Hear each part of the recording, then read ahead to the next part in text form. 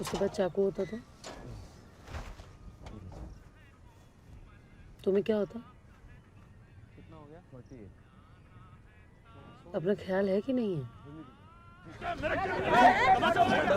Video ले रहे हैं कंट्रोल मैडम आप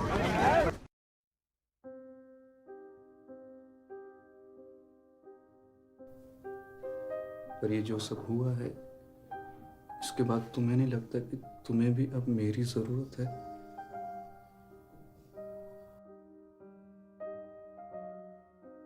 गलती मेरी है तो आपको क्यों सुना रहे हैं? ऐसे काम नहीं चलता सोनी।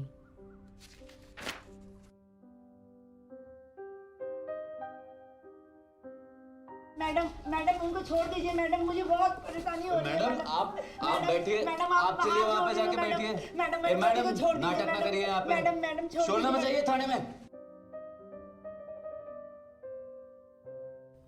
पूरे दिल से काम करती है। वही तो प्रॉब्लम है, दिमाग से नहीं करती है।